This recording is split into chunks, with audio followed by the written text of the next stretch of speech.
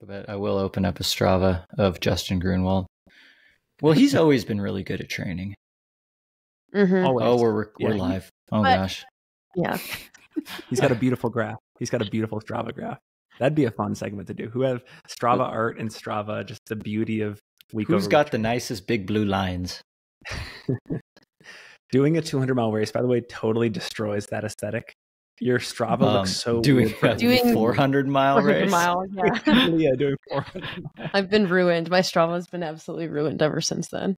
Makes all your training look just so insignificant, Sixton. Yeah. I'm like, that was like my biggest mileage week ever. Oh, no, it wasn't. This is the 2024 edition of our Javelina Jundred preview episode. I'm joined by colleagues, friends, Leah Yingling, Brett Hornig. I was just thinking about this offline. This is the second golden ticket race of the 2025 season. It's the first since CCC about 2 months ago. And then it's the last one on the docket for 3.5 months. Black Canyon's next up, which is wild because I think by this time last year, we had Nice, Grindstone, and CCC already in the bag. And then Doi Inthanon was going to happen like a month later. So it's kind of been a lighter reset this year, which is really interesting. We haven't commented on this much as a group. I'm curious from you guys, maybe starting with you, Leah. What are your thoughts on this revamped golden ticket schedule? Are you liking the concentration of athletes or tickets at certain races? And is it fewer total? Is it 5? I don't know. I've kind of lost track a little bit. So curious to get your thoughts. Yeah, I think the three of us always go back to the days of yore when we had like the really American-centric golden ticket series. And I think part of me longs for that again. But I actually don't really mind the shift in some of the international ticket races the last couple of years. I'm excited to see like the Chianti race that's this spring and seeing how that, like who that brings out, seeing like maybe where some of like the international runners, what golden ticket race they head out to. I think we're seeing a pretty American-centric Javelina this year. This one definitely doesn't really attract the international field. So excited to see how that plays out in some of these other ones. I know I was half expecting to see like a Ragnar DeBots on the starting line again this year. Brett, is your opinion still that we need to bring back the Montreal Cup, or have you evolved since then? Montreal Cup was like pretty unhinged in terms of how many races there were and how you could get in. I think there's definitely a happy medium, and we seem to have, in my opinion, swung a little bit too far in the other direction of how spaced out the races are. And on one hand, it's nifty because it puts so much pressure on whoever's running these races, because it's like, I train for one right now and I don't get to just drop out and pivot to another one in 6 weeks. It's like, if this doesn't go well, you're waiting all the way until the next one, but then so is everybody else. So it does add an interesting layer of pressure, but Finn, kind of like you said, we have like a 3-month all-star break right now after this. And it's like, what are we doing? Yeah. I'm going crazy personally. I mean, I live for these in the winter. I was thinking about this too. Maybe alongside Western States, this is the golden ticket race that all three of us collectively either know best or have the most experience at. Probably no one more so than you, Brett. When you think about like a couple insights that make this course interesting or challenging to be on the golden ticket circuit, what are the factors that come to mind for you? So one that I've definitely said before that I'll just kind of reiterate is, I think an interesting element is the fact that there's zero shade on this course. Like even at something like Western States, if you get hot and start to overheat, there is that chance that you go like pop over in the shade for 2 minutes and just get out of the exposure. The only time you ever do that is kind of if you go through an aid station, but like canopy tent shade is so much hotter than tree shade. So it's kind of one of those things where if you get behind on your cooling and start to overheat, it's really difficult to come back from that. So I see this as one of those races where, you got to be pretty steady and like kind of stay like right in that pocket of, not doing too much, but not doing too little, because you don't get to like catch people on all, like big climbs. You don't get to catch people on big descents. It's pretty steady the whole time. And then going back to like the steadiness, I wrote down that the 5-lap format is really interesting because if you want to, you can always have a really good idea of exactly where you are and where everyone else is in the race, for better or worse. I mean, there's even times on the course where you can see someone, quite a few minutes ahead.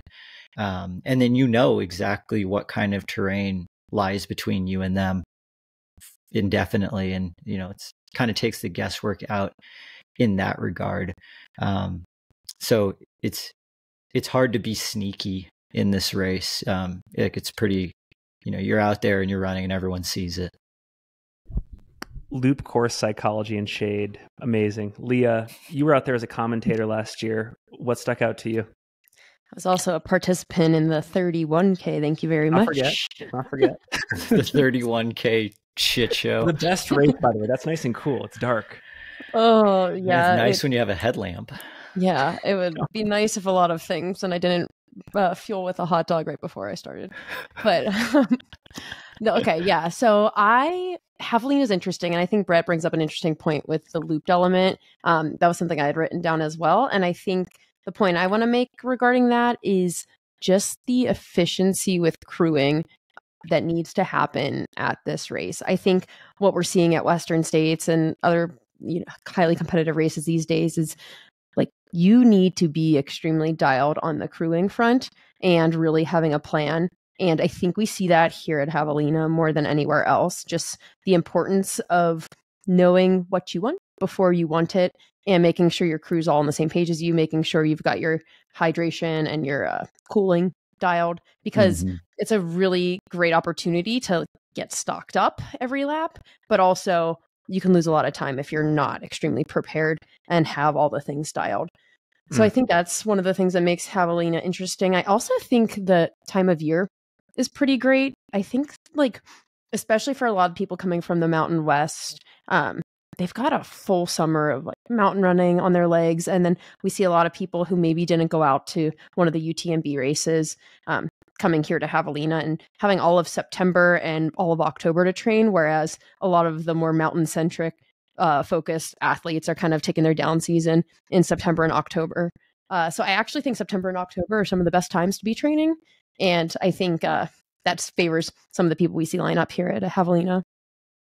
Do you think we should be biased on that point, Leah? Do you feel like we should be biased against people who this is sort of the last gasp effort of their 2024 season? Should we be looking at people that are really peaking now and taking this part of the year super intentionally? Or do you come down on that? Yeah, I think I'm in favor of people who haven't had a big race since at least June when it comes to Javelina. If we saw something late August, I think that can be in people's legs here. But I think someone who might have run Western States in June and not quite had their day, I think there's actually sufficient time to line up here and feel totally ready to do it again. Brett, I don't know if the audience, at least the newer members of the audience, know this, but you had a day at Javelina 2 years ago. Am I that old? Has it been that long? I know, I just kind of said that it was 1890 when it happened. Yeah. Seriously. Yeah, Brett peaked 2 years ago this October. Yeah. You were way back in 2022. Yeah, I agree with you. I pulled all the stops there, all the things that are normal today, high carb fueling, ketone, super shoes. I rocked all that in 2022. All of it. All of it. Just letting everyone here know that. And yeah, it was good for 4th place. So now all the listeners are oh, that was your peak? Yeah, my peak was 4th place at Javelina. I mean, you answered I was going to ask, would a 2024 Brett change anything from the 2022 year? But like you just said, everything that is now rising in popularity, becoming mainstream in terms of execution, it was there for you that year. So would anything have changed? No, the only thing that I would change, if I went into that race with I would keep my fueling plan the same. I'd keep my cooling the same. I had to change my socks at the end of lap 3 because I got something pokey in there. And I think that was just unlucky. So ideally that just doesn't happen because I just don't think there's time really for shoe changes. You should not touch your shoes this race if you're trying to win this thing. I would have slowed down a little bit on my second lap. My second lap, I got a little too excited at just how awesome everything was. And I think I caught and passed John Ray on the second lap. And then he proceeded to pass me on the third lap and then nearly win the thing as I was really starting to fade. And then just looking at splits, it was like, yeah, my second lap was definitely too hard. Leah, I was writing down ideas for like possible challenges to the course records this year on the men's and the women's sides. And I feel like we're in a bull market right now when it comes to like these watershed moments. It happens at Black Canyon, it seems like every year now, Western States, UTMB, etc. Do you feel like this is the race where things kind of cool down a little bit and level off, or is like the growth chart still going this way and we're going to see stuff knocked out of the water again at this year's edition? Yeah, I think I would not be surprised if we saw a course record go down on the men's side this year. It will be a hot day, at least compared to the last edition last year, which was not too bad, probably in the 80s. I think this year we're looking 90 plus, somewhere up around 95 degrees, which can be quite warm. So I think coming into the race this year, it feels like there's a lot of competitive people at the top end of the men's field. And I feel like the women's field, we're going to see a lot of depth this year. So I think we'll see several times in the top 10 fastest ever. We might not see a course record being broken, but I think we'll see a lot more depth and a lot of people running in like the 15-hour range. Whereas in the past, usually we see our third place person maybe in the 15s, and then fourth and beyond are 16 plus on the women's side. So I think we'll see a lot more sub 16s this year on the women's side. I just don't know if the weather's going to affect the times that much this year. Leah, like you said, if you want to be competitive at this race, like you need to be dialed at aid stations. And the person who is dialed at aid stations and with their crew, probably going to be pretty dialed with the cooling protocol. And there's never a scenario where the ice melts all the way on this lap because you hit the aid station so fast. So, I mean, you can be dripping wet the whole race. So I don't know. I don't think the weather's going to affect the times that much. I don't think the weather's going to affect the winning time that much. I think the weather's going to definitely affect some people in a negative fashion. Yeah. On the men's side, for me, the question is how good is John Ray's 12:43 course record? The previous year, Dakota took 3 minutes off Pat Reagan's time. So he was the first guy to go under 13. But like, how good is 12:43? I think this field is good enough to reveal just how strong or modifiable it is. But yeah, I wrote down sub 12:25, which wow, that is absurd. But honestly, Finn, you've been right on some of your outlandish predictions recently. So, I mean, 2024 has been the year of Finn's outlandish guesses being correct. So shoot, the winner on the men's side is going to be under 12:25. Yeah, Finn called it. You heard it here first. Nice. I just think, and we'll talk about this more in depth later, I just think there's, especially on the men's side, there's at least one person who has a stated goal to really time trial this. And I think there's enough talent around that person to further bring that down even lower. I think, what is it? Steel sharpens steel, or iron sharpens iron. So, yeah, maybe, well, any other thoughts on sort of like course considerations, whether keys to victory for this race, either as it pertains to the men or the women, Leah? Something that I was thinking about a lot was last year's Javelina from the women's side. We saw Heather Jackson go out at a blazing pace. I was out there commentating, I think at Rattlesnake or somewhere, and just glancing at the splits and seeing that she was on men's course record pace on those early laps. Like she was running probably in the top 5 overall, at least through 2 laps. And the way she ended up racing was really aggressive those first 2 laps, and then giving away a lot of time on laps 3, 4, and 5. So much so that she was probably running 7-something pace early on. And then her last lap was a lot of like 10-something splits. And granted, it was a little dark for those, but I think we've seen a couple people race that way in the past on the women's side. And I actually think that it could be run from like a smarter and like a little bit more dialed approach. I think we saw that on the men's side last year with like Blake Slatengren running all of his laps within, I think it was 9 minutes of each other. Like he did not have a single lap that fell much off of like that 9-minute separation. And I think if we could see more women do that, we would see times a lot closer to the course record, which is, it's hard to do on a hot day, I think. But I think with how dialed some of the nutrition and cooling is getting, I think that will be something that will put people in podium contention this year. Might not be like going for a specific time, but like making sure that those laps are a little bit more consistent with each other. I've got a prediction in that category that I'll get to when we get to our rapid fire. But let's go to the women's field. Leah, starting with you, any athlete highlights here, storylines that you're excited to talk about? Yeah, I think the main highlight and storyline on in the women's race is this return of past golden ticket winners and past runners of Western States. When I was looking through the women's field, there weren't a ton of names that were jumping out to me that have not won a golden ticket previously or run Western States. So a few of those names are recent women who have either finished just outside the top 10 at Western States, like this past year. Anna Loudon, Lauren Puritz, and Becca Wendell come to mind. And then the prior Western States, Riley Brady was also just outside the top 10. And then a few years ago, Erin Clark, also a golden ticket winner, ended up DNFing Western States.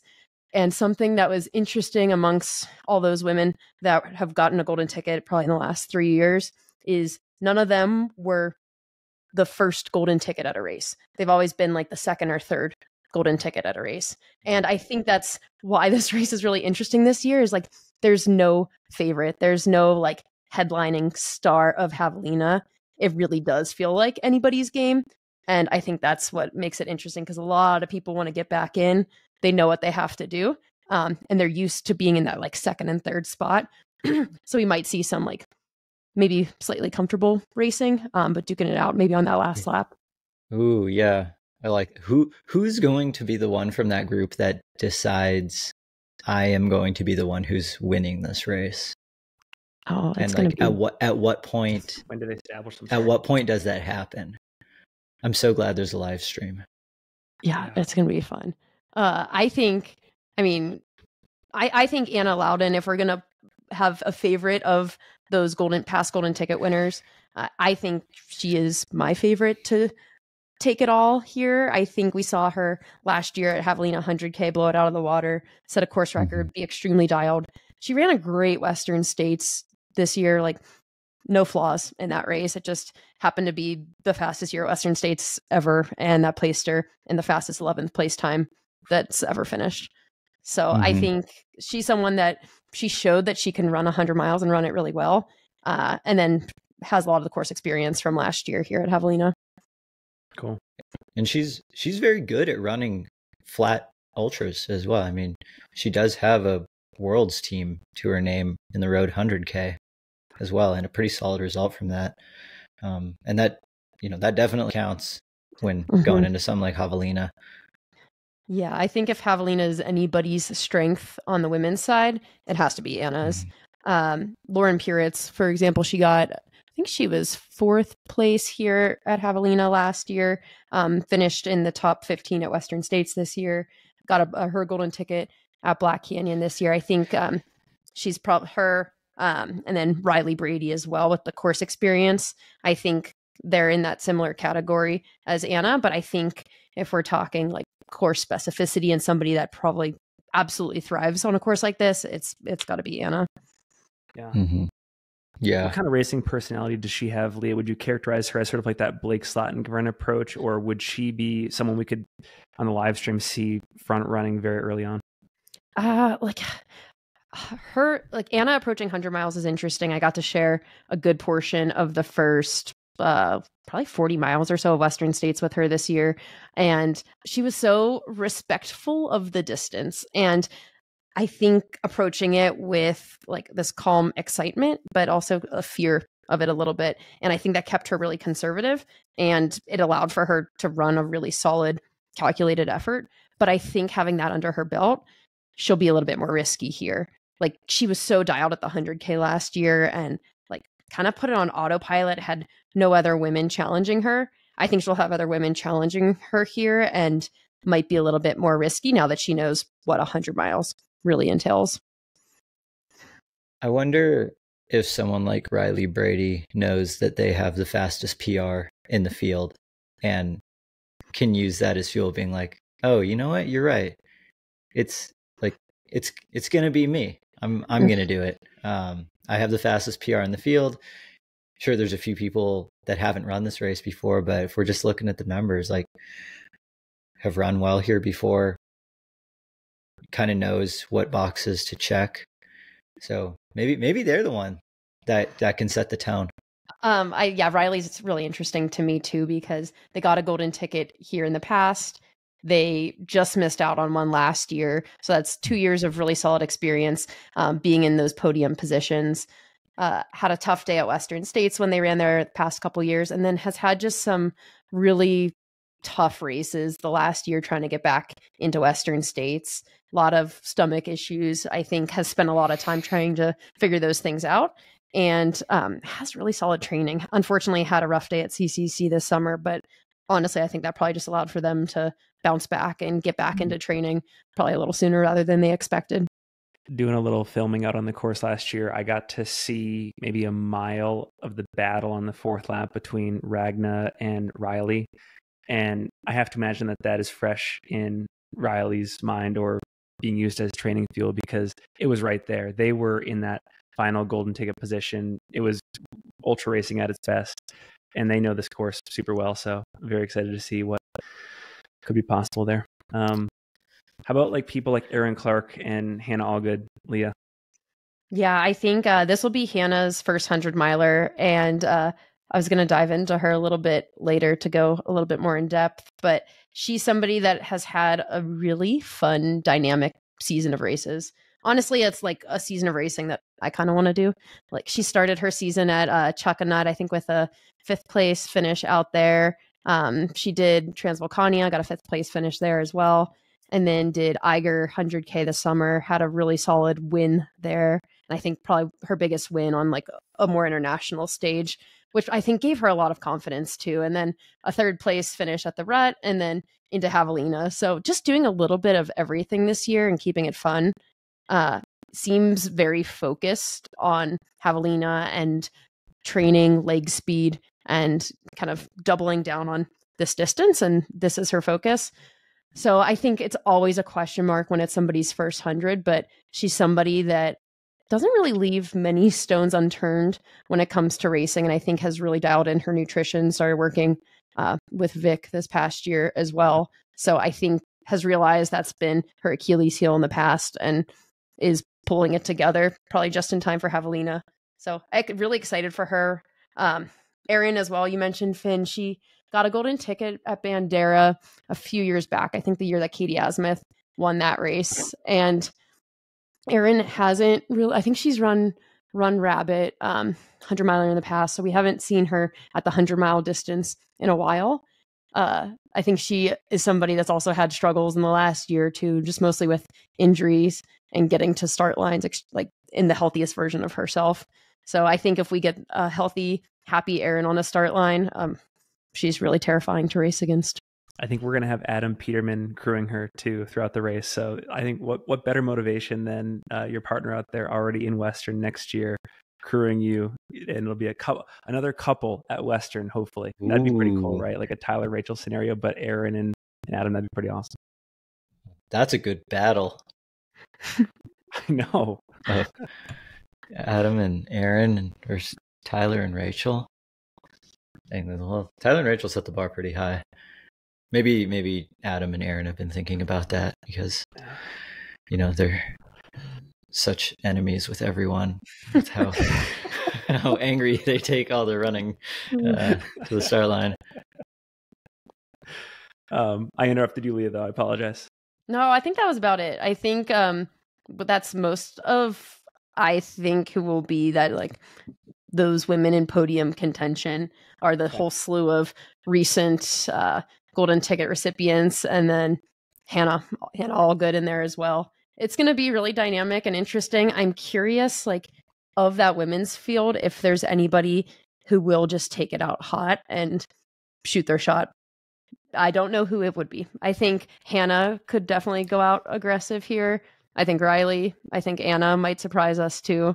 It'll be interesting. Where do you throw Becca Wendell into all of this? Because Becca's Black Canyon this past year was awesome. It was so fun and so exciting, and the river crossing, heard around the world, and then her Western States was nearly fantastic. So I'm curious, like, does that kind of put Javelina as like the perfect in between? I do think so. It's hard to tell from her Strava. She's like hasn't had all of her training on Strava, I don't think. So hard to get a grasp on where she's at right now.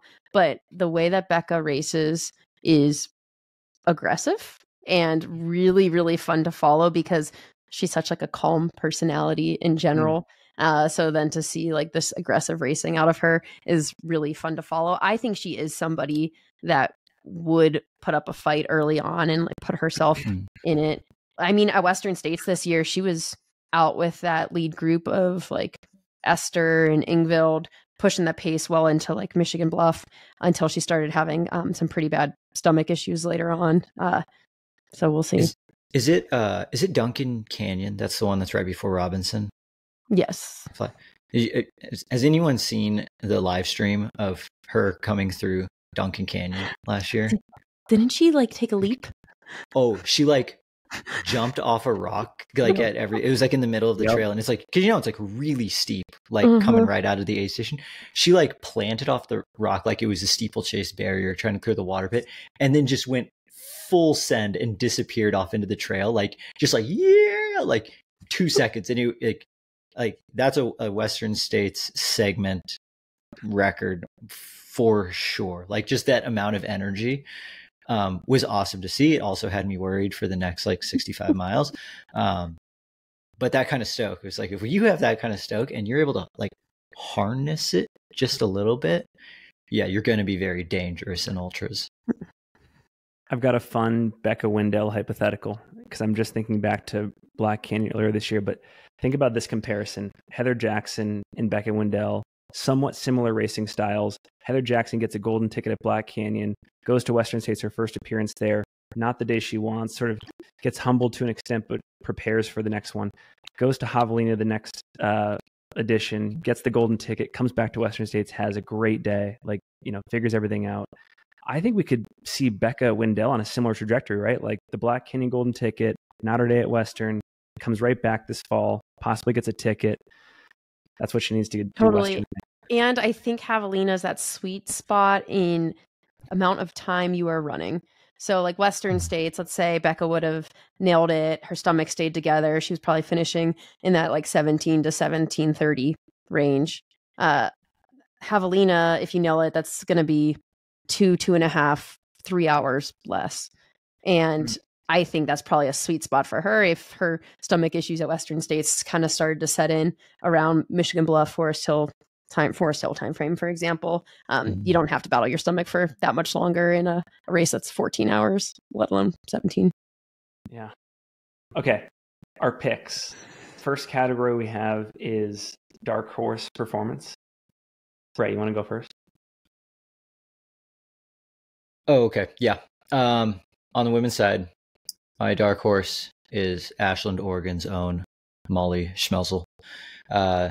She's recently coming off a win at the Waldo 100K and a win at the SOB 50 mile, and has won most of like the smaller ultras in the Pacific Northwest type region. Made like a pretty strong go at a couple golden ticket races in Western States in like 2018. It was either 2017, 2018 or 2018, 2019 was like a top 10 at Black Canyon. And then I think ultimately turned that fitness into one of the fastest times at the Pine to Palm 100. And then kind of took a few years off of like really trying to go for it. But then like she's caught like the competitive racing bug again this year, and seems to be taking some really good momentum. And just the way that she races, if there are people starting to come back to her and she can like smell blood in the water, that's going to be what's going to fuel her. So like she could be the one that's sweeping up the carnage at the end. Yeah, the only like if about her is like this is the first like flatter, faster 100 that she's run. Okay. She's done some faster races on like the 50K, 50-mile side, but from like a, you know, warm, flatter 100-mile where you run every step of it, like this will be new for her. But yeah, I think she's my dark horse pick on the women's side.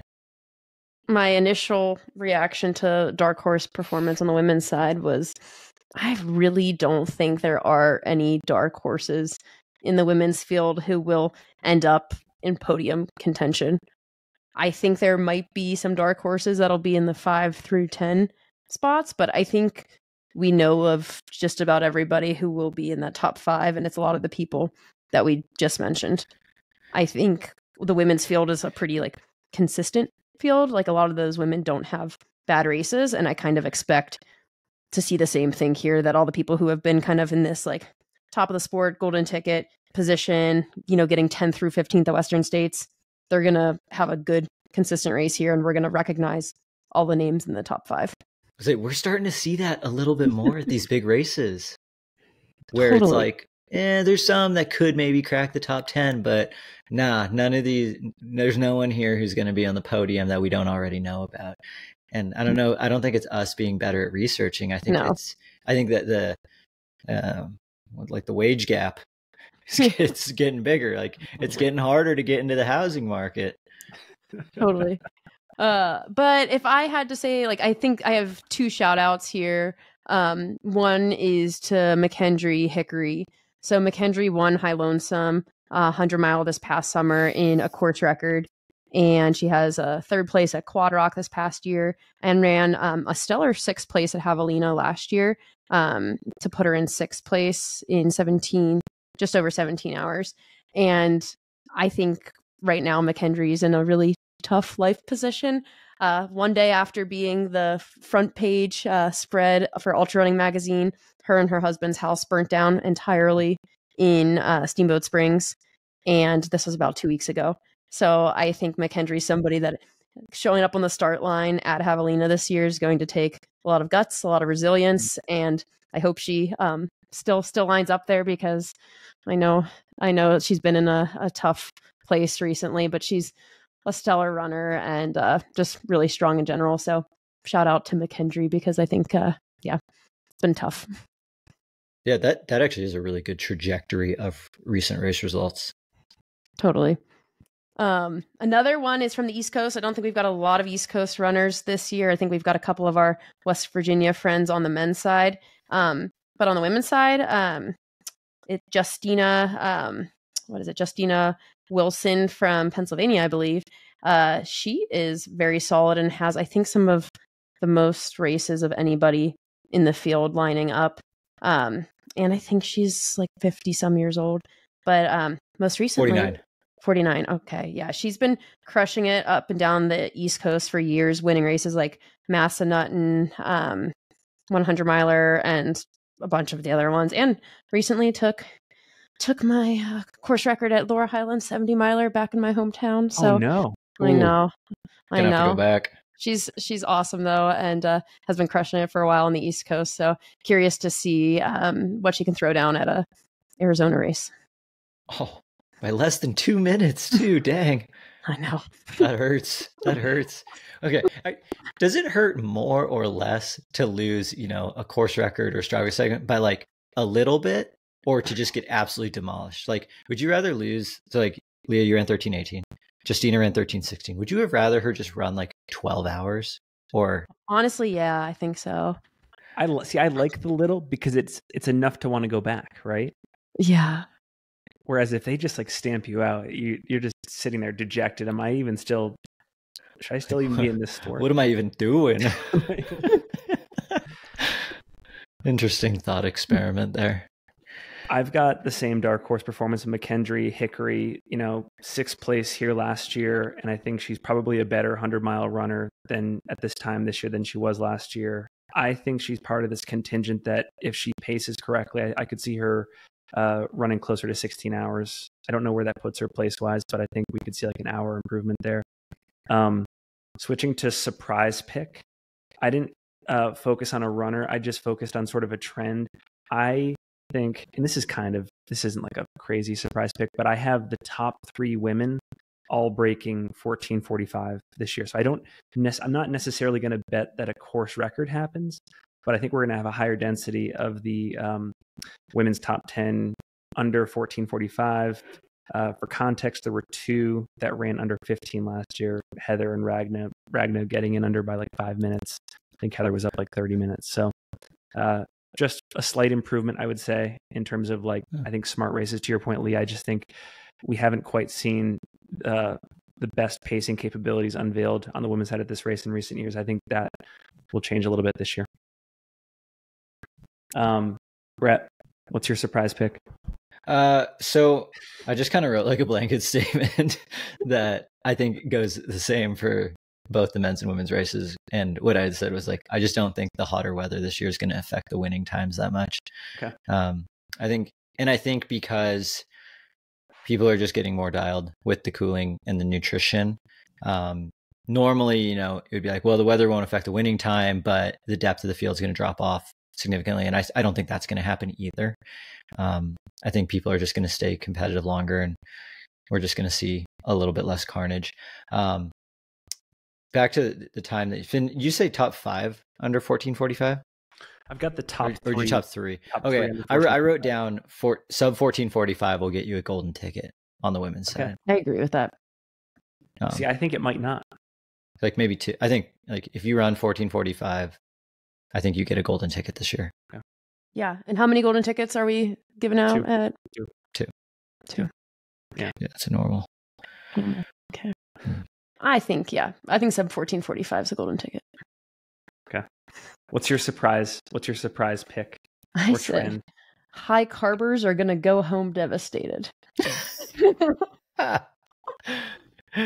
Reasonable carb fueling for the win. Yeah. I think it's going to be a tough day to be a high carb fueler. And I think I attribute that to the paces that we'll see being run. So it's going to be fast. I think you can get away with higher carb fueling if you're moving a little slower at times too. It's a little easier to get down and digest and not feel so nauseous. And that combined with the heat, which I still think people will feel. So I think we're going to see reasonable fuel carbers go home happy. Hasn't there been a little bit less conclusive evidence on the women's side of endurance sports for high carb fueling as well? Yeah. Yeah. And I think anecdotally from like what I hear from a lot of the other women that I've raced against is a little bit more in that like 60 to 80 grams of carbs an hour and not really much more than that. Because that's what I've seen come from a lot, like Precision Hydration. Their Instagram page is awesome. Like whenever their athletes do a race, they put up the like wanted postery looking thing with all their nutrition stats.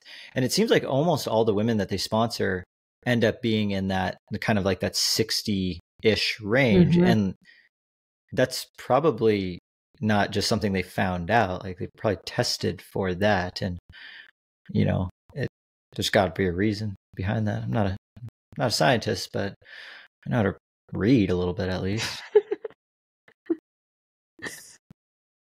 On the science side of things, and I can't take credit for this, I was listening to the Some Work All Play podcast, and I think it was David was talking about how much a factor sweat rate could be in this race. And if you actually did a test on the men's top 10 and the women's top 10, would the majority of those runners probably fall on the spectrum of having a low sweat rate? So like anything less than maybe like a liter per hour of evaporation. That'd be so cool if a company like Precision came in, speaking of like the high carb people, if Precision came in and was able to get some data on that. Like, did we find out that like the entire men's podium, women's podium, like they're better in the heat, like biologically, like forget about the sweatsuits and the saunas and stuff. Like they're just, that's what they bring to the table. There's got to be some sort of bribe that they could do to like anyone from the elite field. Just like, we'll give you free product for a year if you wear this sweat patch during lap 3. That'd be something cool. like that. I don't know. I would do it. Yeah. 100%. Okay, Brett, your most confident prediction. What's your book it? Like kind of like what we've been talking about. Like the women's race is so open. I don't have like a super confident pick. Like last year, it was like Heather Jackson's going to go out hard. Like that will happen. Like I don't have something super confident like that to say this year. Okay. I'm like, but maybe when you say something that will spark an idea in my head, because that's oftentimes what happens when we talk. The wiser I get, the less I know. Mine is Anna Loudon on the podium. Same. This is easy question, Brett. Come on. Yeah. I mean, Brett spits enough wisdom. We'll let it fly. Yeah. Yeah, I've got Anna Loudon on the podium. I think she's a superstar in the making. I think that, like you said, that greatest 11th place finish in Western history, 1753, that wins the race most years, or a lot of years at least, not like most recently, but I think she's a superstar, knows the course super well. She's done 3 of the 5 laps. And her pace for her entire race last year was, when she ran the 100K, was 8:06, and she only had like 6 minutes of stop time, maybe like 5 minutes of stop time for that 100K. And she really did not slow down that much. Maybe her last 10 miles, like barely. But I think she's going to be solid and just consistent. Yeah. Ooh, okay. This is my book it. Okay. Winner of the women's race will have less than 10 minutes of total stoppage time. Ooh. Okay. That's a good one. That's just going to be it. Like it's going to be close enough from like a fitness and running standpoint where the difference is going to get made in the aid stations. I think that's how you would have to approach Javelina. Is just, I think so. Yeah. What was your stoppage time, Brett? Do you remember in 22? It was pretty bad because I had some stomach problems and I stopped and changed my socks. So my stoppage time was actually closer to 30 minutes. And you ran like 13:45, right? Yeah. It's like when you take out my stoppage time, I'm pretty fast. Yeah. But when you put it back in, I'm pretty slow.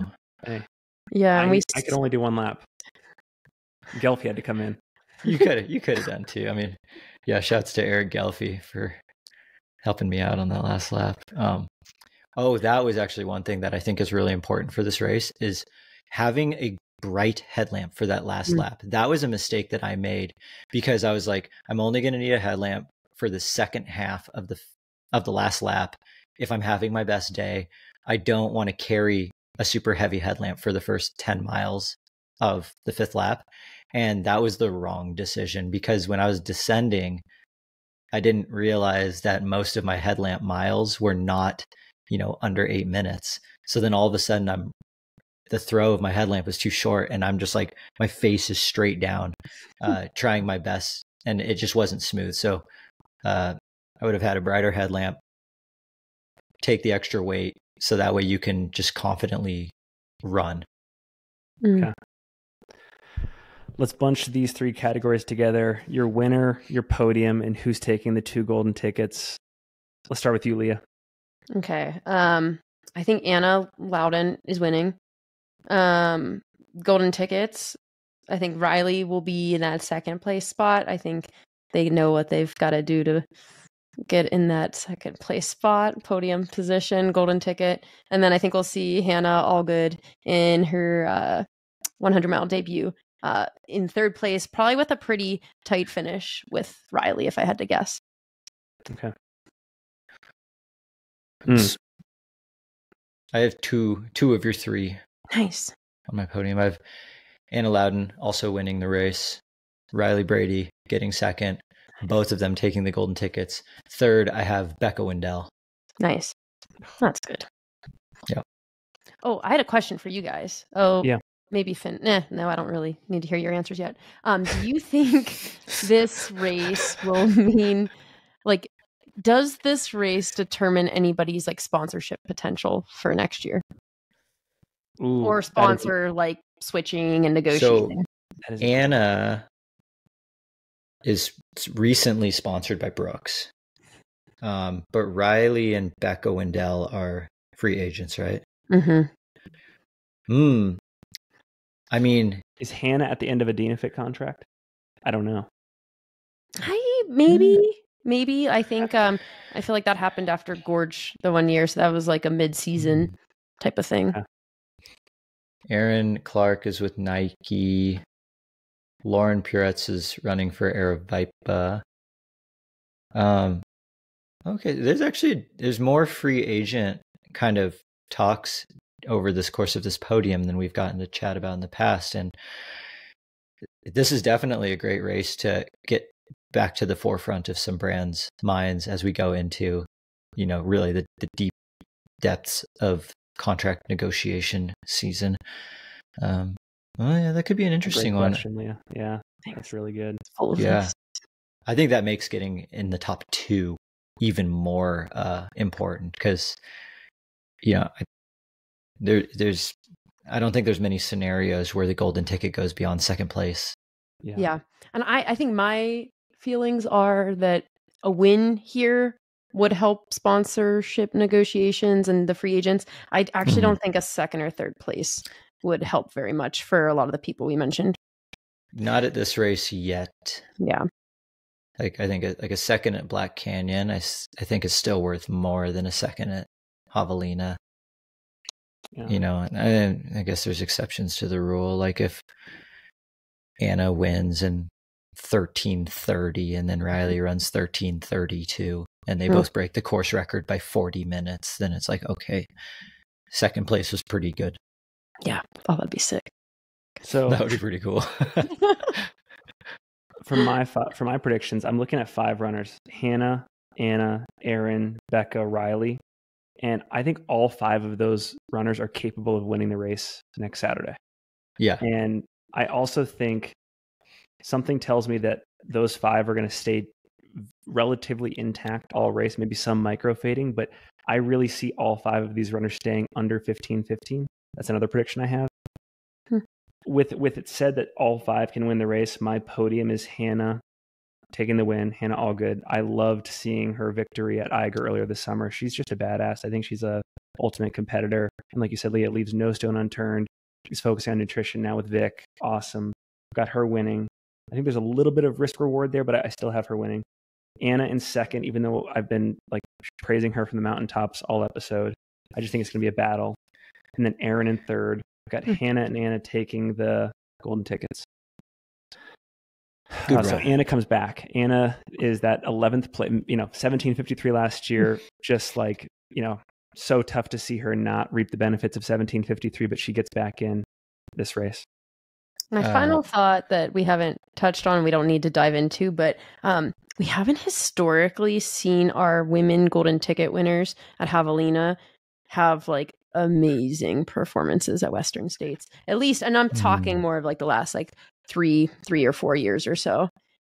So it would be awesome if we had some of our Javelina runners really have phenomenal performances at Western States. I think on the men's side, it's a little bit better, but honestly, not that much more so. Do you think this race falls into one of those like golden ticket problem races of knowing you're running Western States way too soon? Ooh. Yeah, could be. It's like the psychology behind now having 8 months, like knowing that there's a race, like a big race on your calendar. Like that's long. Like even knowing you get in from the lottery in December, like that's a lot of time to know that you're running Western States. Like add 2 more months to that. Yeah. That's a great, and look at we used to worry about canyons being too late, I know, right? Yeah. And now like that's been flipped on its head. Yeah, I think that's a great question. Yeah, there's some psych there. We need to get some more sports psychologists on the podcast. I know. And in the sport, actually. Yeah. All right, men's field. Let's go to the men's field. Brett, who are 2 or 3 runners in this field that you want to talk about? So I think one of the big names that's been getting a lot of talking recently is David Roach. Like he's coming off of one of the biggest performances of the year, breaking that Leadville course record and being, which I think is awesome. I praise David for this, like being so open in public about his training, the race, nutrition, like no secrets. I think that's super cool. And also to be very public about, his training for Javelina and be like, I am going to try and hit another Grand Slam. Like I'm gonna try and do that again. And, I don't know exactly like if we were to stamp a time at Javelina that's equivalent to his Leadville course record. I don't know exactly what that is, but I bet it's under the current course record. So I just feel like, and anyone who's followed David Roach's racing for any number of years, which like I've known David for a very long time because he's done a lot of the West Coast 50Ks and very fast. Like David rarely starts a race where after mile 1, he's not in first place. Like he goes out hard and sets the tone early. He's not the only Leadville champ in the race. We have 2023 Leadville champ, JP Giblin. Yep. Oh, nice. Yeah. Fun fact. So, David's going to bring a fiery dynamic to this race. And then a lot of the times the follow-up question is like, is anyone going to go with him? And I think the answer is like, absolutely yes. There is going to be a ton of people that go with David because they're like, oh, well, I see exactly what David's doing. I'm running more than that, or I've raced more hundreds. I can absolutely hang with them. So then they will do it too. The next name that I've written down is Rajpal Panu, who set the 100K course record last year at Javelina and has also been, he doesn't put all his running on Strava, but has been very public about like, he came down and did some laps on the course, very fast, mini runs at 20 miles at like, that was good Javelina effort. And it's like 6:30 pace.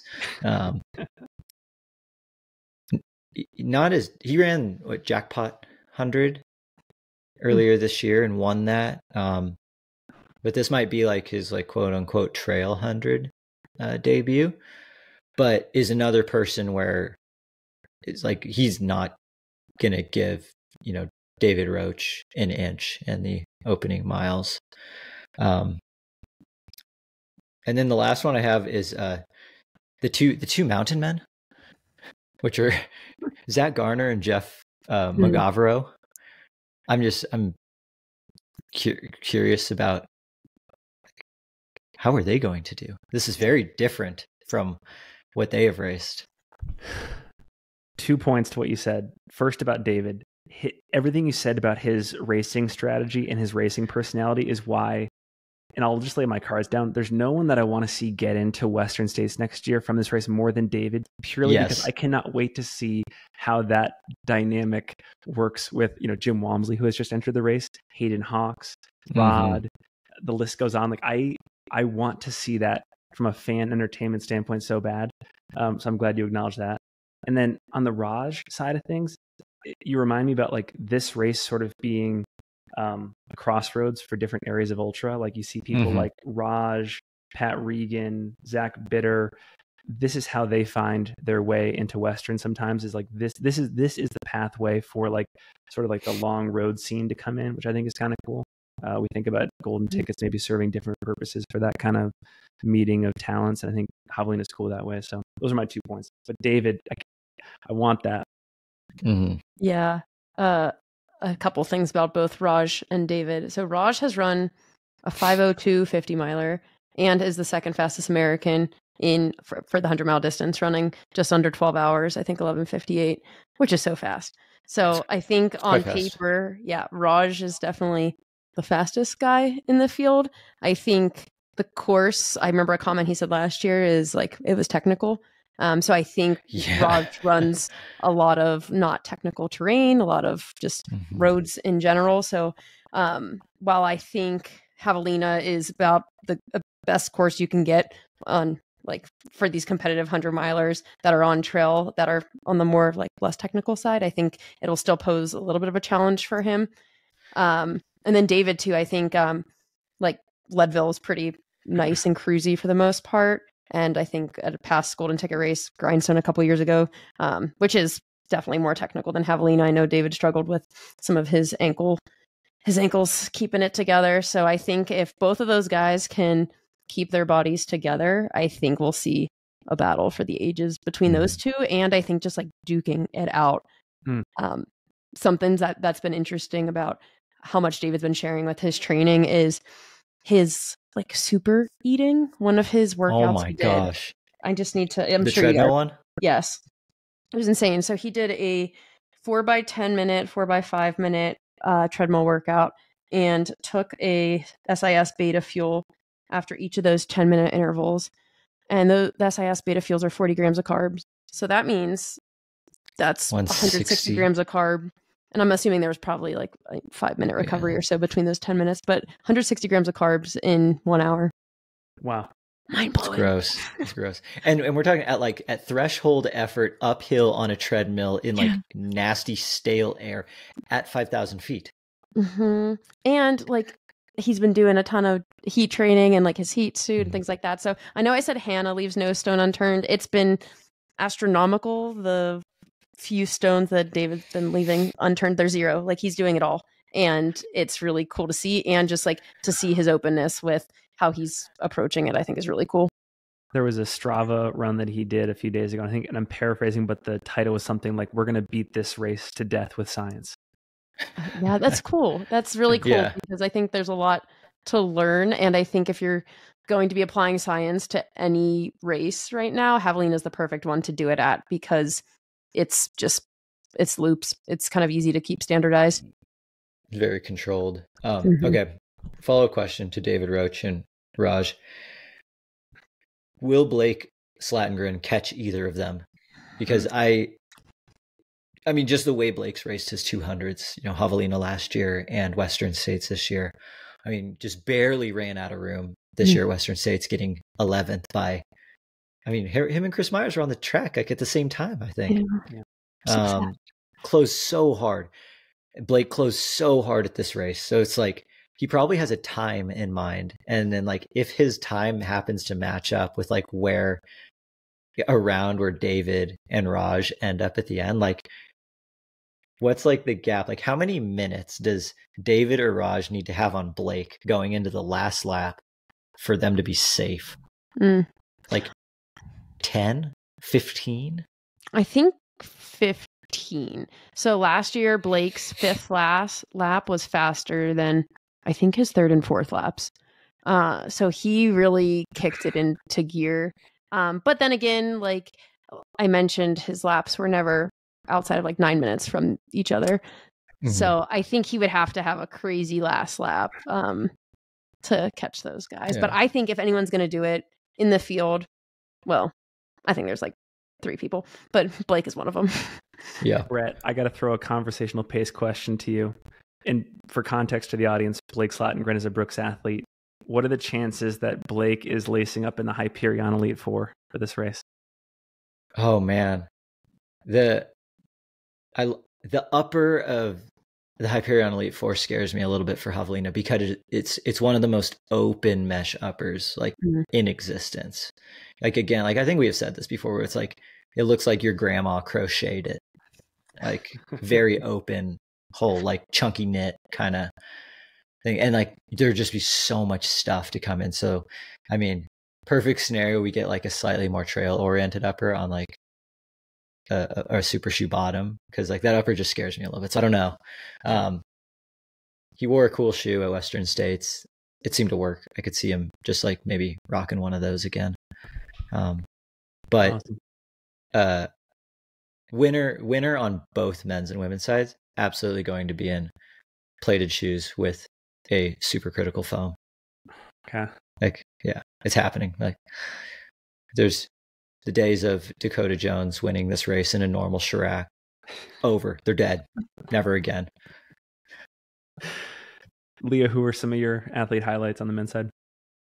I was thinking David and Raj as the ones who will take it out, duke it out, maybe break some of the rest of the field. But I think 2 people that are really interesting to me are, and who I think are very similar, and I would not be surprised if they had their own race duking it out, are Stephen Kirsch and Justin Grunwald.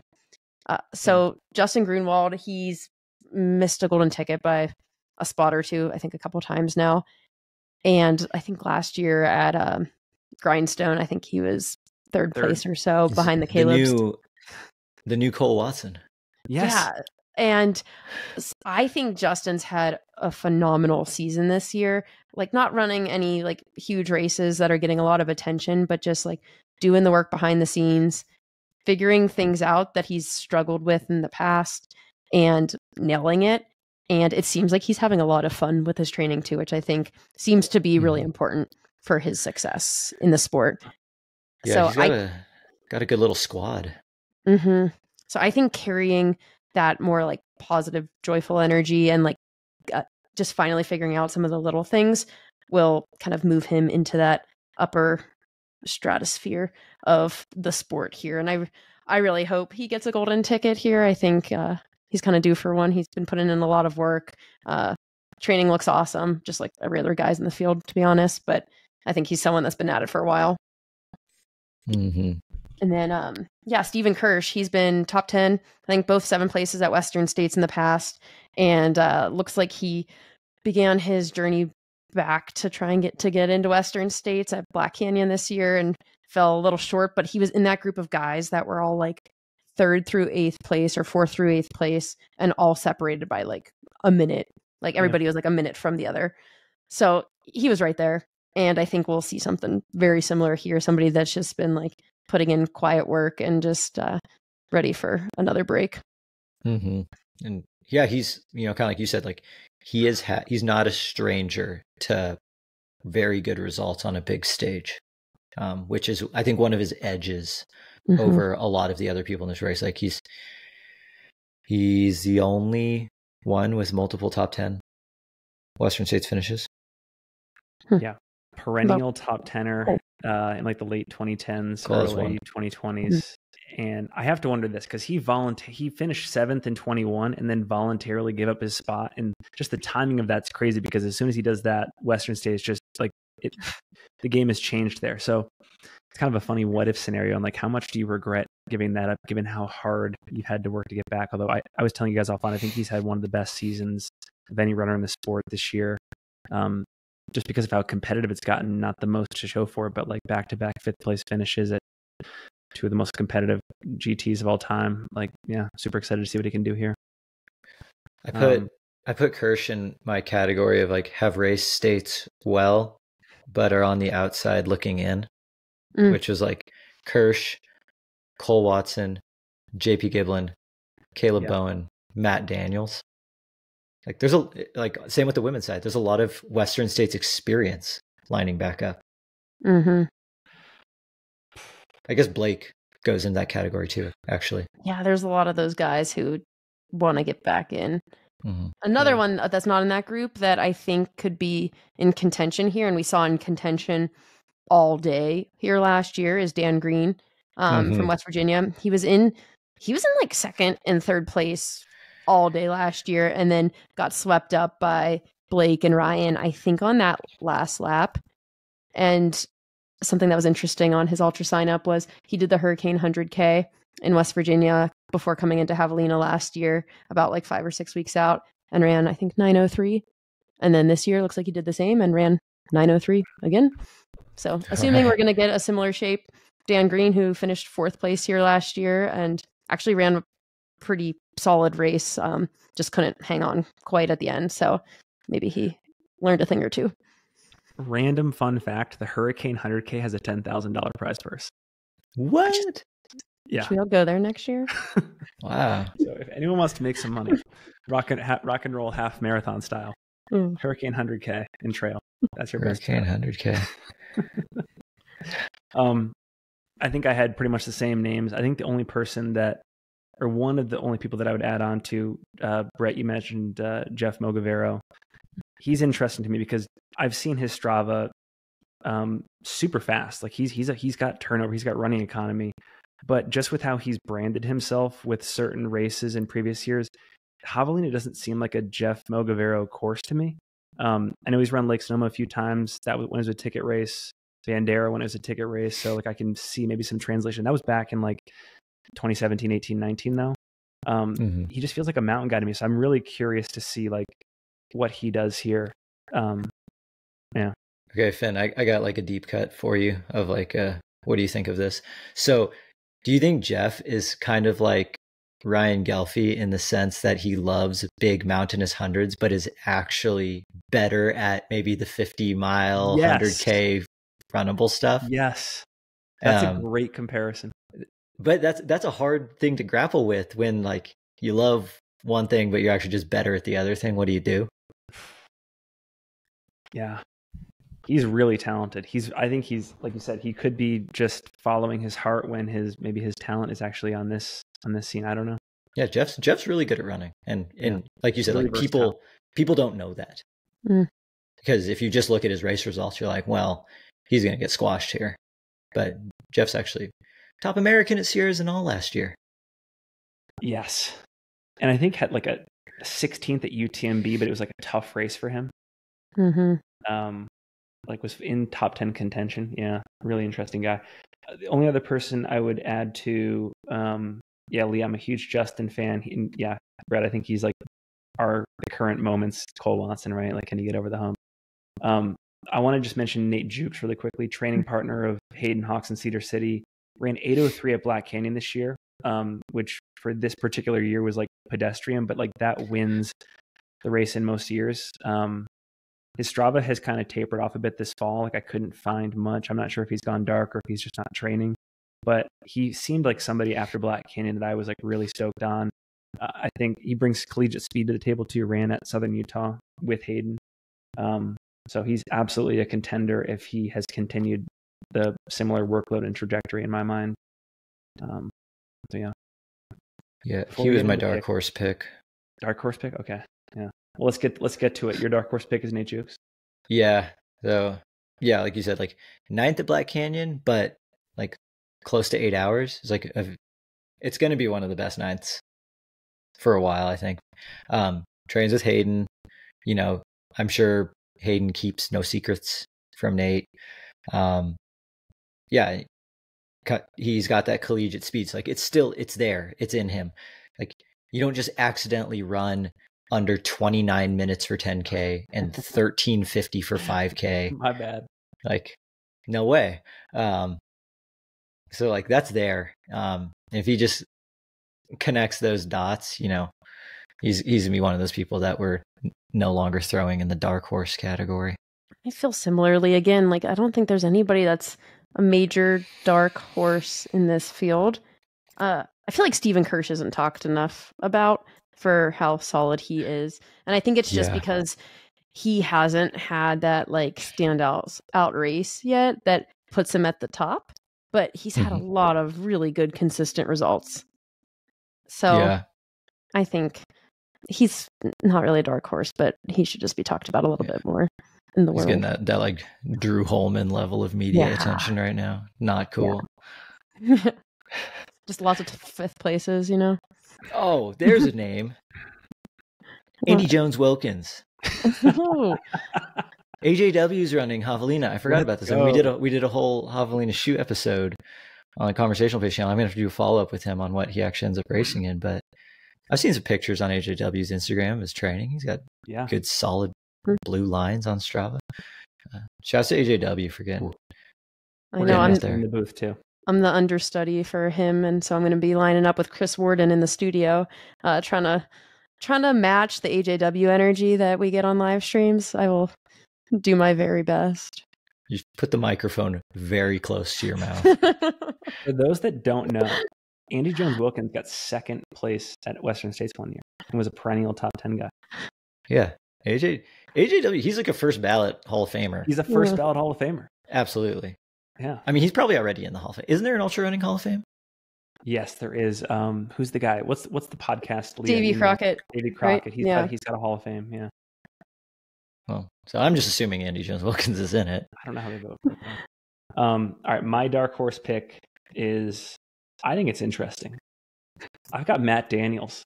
Oh, that's my dark horse pick for this race. Dude, I actually like that one because like I'm for, I don't know, lack of a better term, kind of writing him off for this one after, I don't know, just this year of doing really good at 50Ks and shorter. And then like, you know, last year's Javelina, we saw it firsthand. It was like maybe take a year off from this race, but tell me more.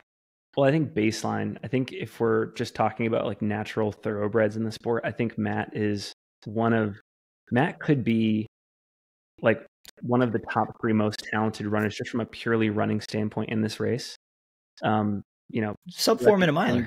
Sorry? Sub 4 minute miler. Sub 4 minute mile, exactly. Super, super versatile, super rangy, has put together a good Western States before. I just think he's had a difficult few years on the long stuff, injuries, medical stuff, nutrition, but like everybody who interacts with him says like this guy's an absolute monster, and if he can get it together, any given Sunday or whatever the phrase is in football, like for ultra running, right? Like we could see him pop one. He had an amazing stretch this past winter, spring on the shorter trail circuit. I think like Chuckanut, Big Alta. I think I'm missing one, but he was on a rampage there. So I don't know. Like, yeah, he had a tough Javelina last year, no question about it. I think he was even leading the race at one point, and he was right there. Like he DNF'd like while right up there in the front pack. So it was kind of a weird situation, but he's so talented. If he can get his mind around it, I think he can be right there. Yeah. Matt like DNF'd twice at Javelina last year. Yeah. He like dropped after lap 2, I think. Or maybe it was, after lap 2, because I had caught up to him. And then like, I think Adam Mary talked him into like getting back out there when he was like, for all said things, like done. And then Adam's like, no, you're getting back out. And then he goes and runs another lap, passes me as I'm like walking in. And then dropped again. So like maybe he got them all out of his system last year. Yeah, I just know when he passed me when I was live streaming last year, he said, don't be talking about me on the live stream. And I was like, well, hard not to. So yeah, here at the Singletrack Pod, rooting for Matt, hoping he pops one. It would be a cool way, in my opinion, to bookend the year, to really come out the gates hot and show what you're made of. And then similarly hit that potential on the longer stuff. So he's somebody I could see if, let's say, hypothetically, David and Raj are like leading the charge. I think Matt's right there with them. Yeah. He's not scared at all. Yeah. He's not scared. No, I don't think he's scared. Yeah. All right, here's my surprise pick. And this is, I mean, it could be controversial. It could also be totally right down the middle. But my surprise pick is that David Roche is not on the podium, which sounds absurd, especially because I was just singing his praises, you guys were, and I just said that I want him so badly to be at Western. But it seems to me like David is going into this race with only one goal in mind, and that's really to have another like era-defining performance and really time trial this thing and really like see how far he can push his own limits. And I just think it's either going to result in like a massive course record win and him going to Western, or he's not finishing. Like I don't see him settling for 3rd or 4th or 5th place if it's not like the perfect day. I could be totally wrong, and this could be David's "and I took that personally" Michael Jordan moment, and we can laugh about it when he comes on the pod at a later date. But yeah, that's my surprise pick. What do you guys think? I disagree with that, honestly. I mean, I agree that he will kind of like go for broke. I think he will nail it, though. I do. Even though like my surprise prediction is still high carbers are going to go home devastated, and David is a high carber. So I think we'll see David have to modify his nutrition plan a little bit out there, because it's going to be tough to be a high carber on a hot pace, a hot day. So I think if he can keep his stomach and ankles intact, we'll see him nail it, I believe. I think one thing that I remember, because I got to chat with David after Leadville this year, one thing that he said he definitely neglected a bit at Leadville, but was like luckily able to get away with, was heat management. That's something you don't get to take any shortcuts at cooling at Javelina, because he said like he didn't do like any ice bandanas at Leadville, but was just doing like dumping water over himself at aid stations. He also didn't drink any water at Leadville. He did all all electrolyte, which maybe if it's the right ratio, that's fine. I don't know. I personally can't fathom, because I just love water so much that I would miss it. But God, yeah. Yeah, I mean, I think, well, again, like beat this race to death with science. Mm-hmm. I don't think science does not drink water. We need science water, which is electrolytes. Can we put that on a shirt, please? Science does not drink water. Or we should just create a water brand called Science Water. That would crush. Oh, yeah, Science Water. Brought to you by Singletrack Podcast. Science Water. Oh, you could, I don't know, there's a race coming up next year where you could maybe launch a water brand. Oh. Okay. Yeah, and like the logo is like the H2O molecule or something like that. Yeah, except it spells Science Water. Yeah. Somehow. Yeah, we're on to something. This is the race preview brain blast I've been waiting for. This is so good. Okay, one more thing on David. If David is able to pull off what he is capable of doing, which I'm guessing he wants to go for a course record, I'm guessing he wants to win the race, go to Western. Is this enough? I shouldn't say is this enough. Is he the outright UROY winner and Troy winner? Like, is he the number one guy after this? And is this like one of the best 8-week stretches in our sports history? I'd say no and no. I think David's had a great season. I think Hayden's was better. Hayden's is better, yeah. For UROY especially. 2 course records, Javelina and Leadville. I think his Leadville will be performance of the year. I think if we had a slightly more competitive field at Javelina, maybe I would argue a little bit more. And if David had more competitive ultras this year, I'd probably argue, I'd probably feel a little bit more in agreement with that. But I think as it stands, I don't think anybody can do anything here that will threaten Hayden for you, Roy. Okay. Yeah, I think so. Yeah, Hayden's, the way he dominated CCC was just so good. Like even more so than I think domination of Leadville. But yeah, it'll be interesting because I mean the UROY vote does not necessarily always just come to like those factors that we stated, which are more black and white. Like there's like Leadville, like and Matt Carpenter. Yeah, like, those are big names that are like very mythical that David took down. Okay, here's a question: if David runs as good as he did at Leadville, what time does he run here? Yeah, see, I think it's sub 12:30. I think I agree with that. I think so too. It's also still so hard to say like times at Leadville, like just because they don't get all the big names there. But I think it's going to be a course record here, and I think it'll be. What do you guys say? 12:30. I think I think David. Yeah. I think 12:30. Which like you got to be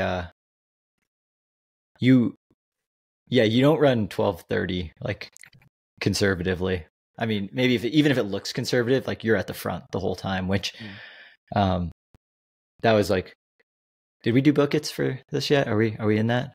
Not yet. Okay.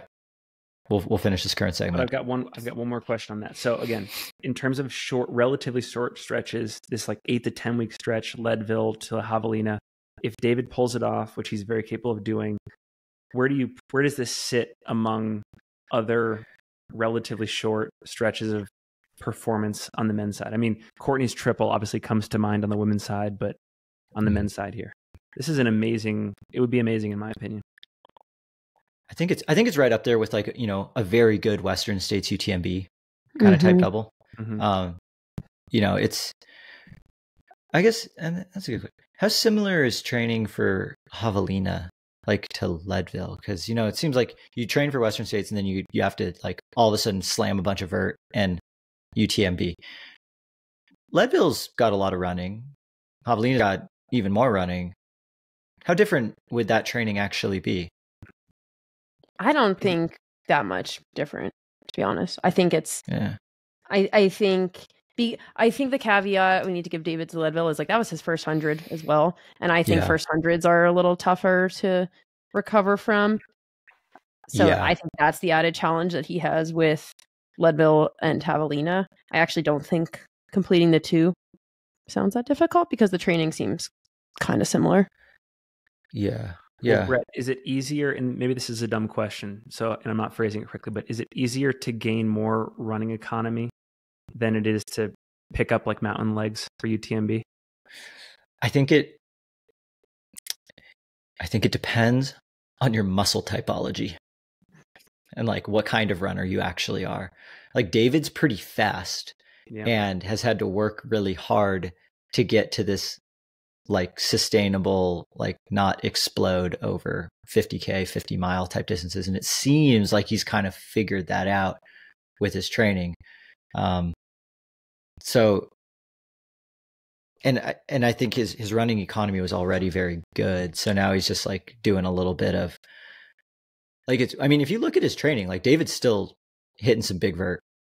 Mm-hmm.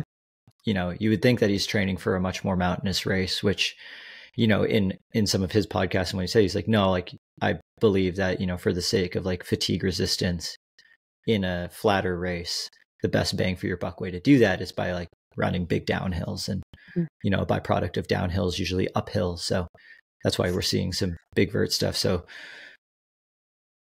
I think for someone like David, the running economy is always going to be easier to develop, and he's going to have to work harder at the mountain legs. Yeah. Okay, book it picks. I've got Justin Grunwald getting a ticket. He's my stone cold lock. That's your stone cold lock. I thought that would be more of like a. I think I would call that an upset. I'm a big believer in looking at the Strava data, and I feel like I have a good sense of what training is required to win or get a golden ticket at this race. And I think Justin Grunwald has done the training. Yeah. He's training like a winner of this race or a golden ticket winner. And I think he also has so much golden ticket experience, not just Grindstone and Black Canyon, but like, was it Canyons a few years back, just missing it with Adam Mary. He's got a lot of it, which I think counts for a lot too. So I just think he's a veteran, and I don't think he's going to be phased going in. So, okay, so this is where I think it gets tricky. My book it, like David Roach and then a couple of the other speed guys, they're going to take it out hot. Like I think this first lap, they are going to average under 7-minute pace, like guaranteed, which is like entirely too fast. So then if you're someone like Justin, who's not, a 4-minute miler or ran like 13, whatever for the 5K in college, running under 7-minute pace, it's something he could definitely do for that first lap, but it's running closer to like that threshold zone than maybe some of these other guys. From a mindset point, like strategically, what does he do in that situation? Do you like, I'm going to lean into like trusting myself. I'm going to let them go. I'm going to reel them back in, which is hard to do. Or I'm going to burn some matches and run with those guys and not give them an inch at the risk of me trying way harder than them in that first lap. Yeah. Like I don't know where to put him in that category, but I think one thing's for sure is that first lap's going to be stupid fast. Yeah. Just for reference, I pulled up a 100-mile pace chart over here. So if these guys do indeed run under 7-minute pace for that first lap, and that would be an 11:40 finish time if they held it. Yeah, and they're not. For reference, Raj, when he ran the 100K course record last year, ran 7:12 pace, and 7:12 pace would be a 12-hour finish here. So if David or any of these guys runs 12:30, that's a 7:30 pace average. Yeah, which they're these guys can do. And if you look at all their Stravas right now in this final long run, I saw at least 3 guys say like Javelina pace, and they're running. It was like 7-minute pace. 7-minute pace. Yeah. I know, like Kirsch just did one where it was like 10 miles and he was at 7-minute pace and he was like, I just have to do that 10 times. And I was like, have you done the math on that? Because you'll win by a lot. But it's going to be interesting. Leah, what's your bucket? So my bucket was Blake, because I think he's really good at this style of running, and he showed that last year. But then I looked at his Strava, and he had a little muscle strain last weekend, so saw some biking after that. So I hope he's just recovering from that a little bit. But I'm still gonna slot him in there. I think a couple of days of recovery in the taper can do you some good. But I think he's gonna be the person that's gonna check his ego at the door early on in these laps and let those guys go if they're running 7-minute pace. And I think we'll see him running more like 7:30 pace to just hold it back a little bit. That's good intel on Blake too. Yeah. My podium is Raj for the win, Justin in second, Kirsch devastatingly in third, and Kirsch ultimately takes the new mantle of the Cole Watson Spirit Award in 2025. Slaying the final demons, getting back to Western for 26. I feel really good about Raj. If you're at Javelina next weekend, for those in the audience, I think Raj is one of the most beautiful people to see running. He's got this awesome kind of Walmsley-esque bouncy stride. He was really attacking the 100K course last year. And I remember on that day thinking, I wish he just went 2 more laps because he looked really good at the end of it. I think he's really trained intentionally for this race. He's taking it very seriously, training specifically. And then, for Justin, it's his time. It's his time to get the golden ticket monkey off his back and be there at Western. And those are my... Yeah. And Finn, to your point about Raj last year, like how he was running, he also has beautiful hair. But his last, his Strava from last year said for Javelina 100K, said 100K trail with last several miles at 100K road pace. So I feel like if he's closing out his 100K with miles at 100K road pace, that's a good sign for your ability to go the 100-mile distance if you're feeling decent enough to throw that down at the end. All right, this has been awesome. This has been our Javelina preview episode. Before we go, final thoughts from all three of us. Brett, anything regarding strategy, the 2 fields, the golden tickets, or non-running related that you want to leave us with? Well, I'm going to rattle off my men's podium. Yeah, same. Oh my God. Finn, you selfish man. Yeah. Only Finn's choices matter, Brett. Yeah, okay. Well, I just blanked. Finn's going to get the podium. My stamina for recording has just dropped precipitously in the last 3 weeks. I have Steven Kirsch winning the race. Whoa, that's cool. Yeah, I think he's going to, because Steven Kirsch is actually pretty fast too. I forget his exact like track times, but he's had some, like, he's got some biomechanical talent there. So I think he'll be one of those people that can like maybe not be with that lead pack and give them a little bit of buffer, but still be like kind of within attacking range and like mentally enough there to not let the elastic break, so to speak.